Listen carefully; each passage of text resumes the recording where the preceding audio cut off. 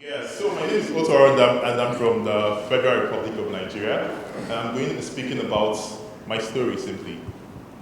Um, so when I was younger, I felt, and I've always felt that the United States was very perfect. You know, everyone had great opportunities. Everyone, the way you see things in the movies.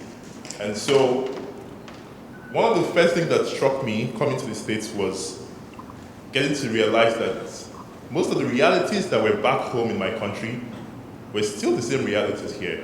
We had the good and we had the bad. We had those who were opportune and those who were less opportune. And so, just the same way we have it here, I think that's the same reality in almost every other country represented here. And so, this is the beautiful city of Lagos with wonderful structures, an amazing economy. It's said that if Lagos was a country in itself, it would be the fifth largest country in terms of its GDP in Africa. And we have about 21 million people just in the city of Lagos. Beautiful structures, amazing, communication and network of roads. And so when I was about 23 years old, after my university, I went out to do some international programs, and I got back. We have what we call the National Youth Service. And so I was posted from the south, where I grew up, where I spent all my years with my family, up to the west, down to Lagos, for a 1-year compulsory service. And so I went into Lagos with the same expectation. That was the first time I was going to be leaving my family for a whole year. That life was beautiful, things were so good. And so I got into this beautiful city and started living a beautiful life. I had one of the best jobs as a youth corps members. We were one of the best paid. And so, working in the bank, it was a beautiful career. You had good pay, you had wonderful, remunerations and all of that. And on a particular day, I was going across one of the longest bridges in Africa, which is in Lagos, called the Third Mainland Bridge. And then I realized that not all that glittered was gold. A huge community, a huge slum was seated just beneath the bridge. And every other day when I go to work, drive to work, I see kids on the streets trying to clean the windshield. I saw lots of people who live below the poverty line. And this was a reality. It was not just something I kept seeing in the media. It was something I had to face. And so I told myself, what's really going to give me fulfillment in my life? Is it to earn a very good pay, or to help people who do not have the kind of opportunity I had? I had parents who did every single thing to make sure I had the best in life. I had a father who would sell even his properties to make sure we had good education. I had a mom who would work almost in the midnight to ensure that we had comfortable lives. But I saw thousands and thousands of children who never had such opportunities. And so every other day when I go to work, I sit down in the office and I watch on CNN, and everything that was shown to us were the negatives about Nigeria, about Africa, children dying and corruption and poverty. And so I made a decision, which was the biggest decision I made in my life, and that was to quit my job. And so my family were totally taken unawares. There was so much chaos in the family. They felt that the witches had finally caught up with their son. How would you have a good job and you wake up one morning saying you want to quit your job to go help children in slums who you have no concern about, who you have no idea, who they are? I met lots of amazing children. This was one of the first beneficiaries we had, And these kids were so amazing. They were so willing to learn. They were so energetic. There's so many videos I'd love to show, but the spirits made me realize that this was going to be more fulfilling for me. And so after I quit my job, I got lots of my friends together, and we tried to raise funds to get 100 kids into school.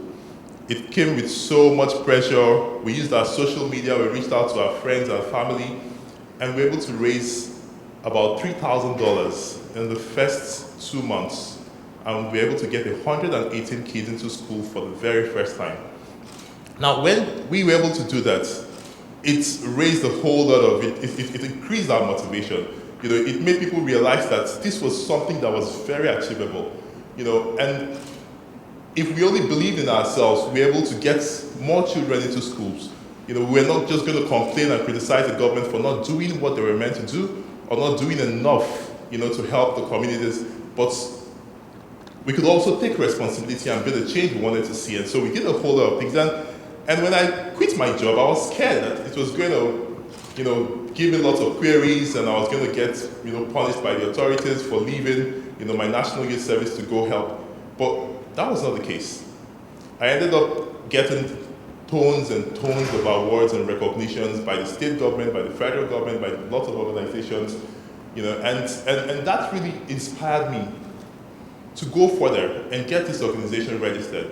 And so we raised funds and got Slum to School Africa registered. And since then, we have worked with thousands of young volunteers, over 5,000 volunteers from over 25 countries. We've been able to support over 700 children presently and reached out to over 11,000 children across the country. We've built facilities like early childhood development centers that reaches out to over 1,000 kids. We have community healthcare centers. We have community development centers in communities. We have electronic libraries. And these are a whole lot of activities that we do to help the children in the slums. And we believe that if only we work together as young people, there are thousands and thousands of more children who are so bright, who could be us. And we believe that if we go out of our way, if we keep working hard, we will be able to reach out to millions of children across Africa. Nigeria has the highest number of out-of-school children because of our population and the fact that we are still a developing country. And we have lots of slums. The same thing with every other country represented here. And so I look forward to partnering with you all to see how we could reach out to more countries across Africa, to see how we could reach out to more children with bright smiles and beautiful hopes, just the way we had when we were younger, and ensure that we can build the Africa that we all desire. And I'm going to just round up with a short video clip, and I hope that's inspiring.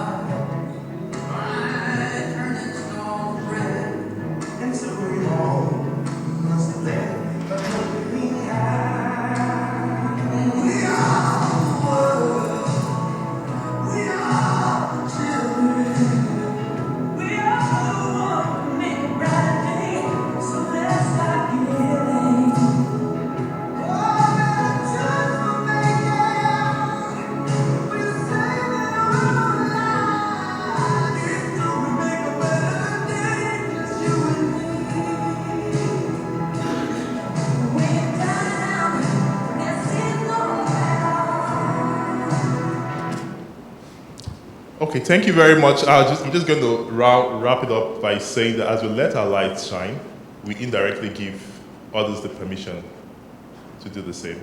Thank you very much.